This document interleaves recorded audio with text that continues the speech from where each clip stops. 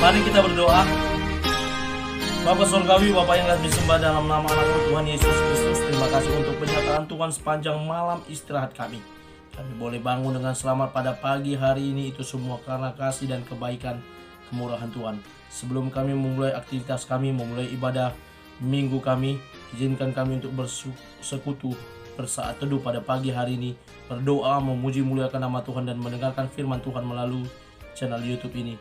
Berbicara bagi kami Tuhan, karena kami telah siap untuk mendengarkan kebenaran firman Tuhan. Dalam nama Yesus kami sudah berdoa dan mengucap syukur. Amin.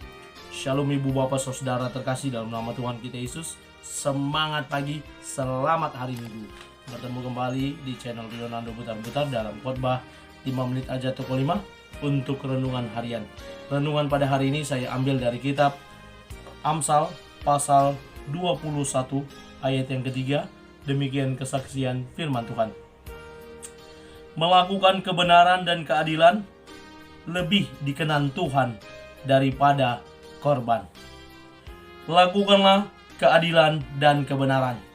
Ibu bapak saudara terkasih dalam nama Tuhan kita Yesus, kitab Amsal, kitab nasihat, kitab yang paling banyak mengajarkan kepada orang-orang terkait nasihat dan kebijaksanaan dalam kehidupan, bagaimana mengingatkan kita dalam hidup ini untuk berperilaku baik dan benar. Dan sampailah pada nats di pasal 21 ayat yang ketiga ini yang mengingatkan kita bagaimana melakukan kebenaran dan keadilan. Judul khotbah ini merupakan korelasi dari khotbah minggu yang akan kita ikuti nanti, yakni lakukanlah keadilan dan kebenaran dari nats firman Tuhan Yeremia 22 ayat 1-9. Bagaimana kita diminta untuk melakukan keadilan dan kebenaran. Dan saya ingat apa yang dikatakan Plato atau Pitagoras, antara dua ini, Plato atau Pitagoras yang berkata, keadilan, kebebasan, dan kebenaran itulah pangkal dari kebahagiaan. Bagaimana ketika kita bisa melakukan keadilan, kebenaran, dan kebebasan, dan itu akan membawa kita kepada kebahagiaan. Bagaimana orang akan bahagia jika hidupnya dizolimi, tidak adil, selalu ditelantarkan, selalu didesak, selalu dihimpit, seolah-olah dia tidak bisa mendapatkan keadilan. Bagaimana orang bisa bahagia kalau hidupnya tidak jujur, penuh dengan kebohongan, selalu dicurigai oleh orang? Bagaimana orang bisa bahagia ketika dia kebebasannya dihengkang dan dia tidak bisa bebas kemana-mana? Inilah pangkal dari kebahagiaan. Benar sekali, bagaimana kita mau terus melakukan keadilan dan kebenaran dalam hidup ini. Dalam nats ini kita diingatkan bagaimana Allah lebih menginginkan, Allah lebih berkenan kepada orang yang melakukan keadilan dan kebenaran daripada hanya sekedar mempersembahkan korban, tapi hidupnya tidak adil dan benar. Kita harus melakukan keadilan kebenaran karena firman Tuhan yang lain berkata, berbahagialah orang yang lapar dan haus akan kebenaran, karena mereka akan dipuaskan. Dalam Matius 5 ayat 6. Dalam ucapan khotbah di bukit, kita diingatkan bagaimana untuk haus dan lapar akan kebenaran. Keadilan dan kebenaran dua hal yang harus saling berjalan. Orang yang adil pasti hidupnya benar.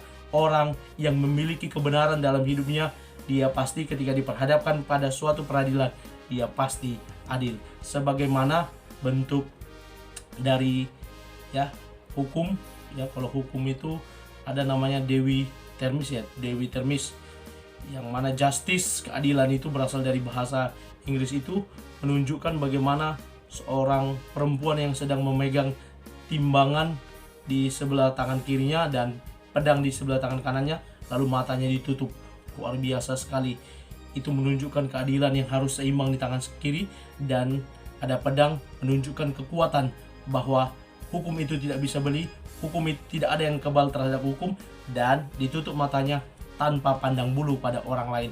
Keadilan kebenaran harus berjalan dan harus sejalan sehingga hidup kita boleh menjadi bahagia. Termasuk juga dalam kehidupan sehari-hari, dikatakan oleh kata-kata bijak, kita adalah arsitektur sekaligus hakim atas hidup kita.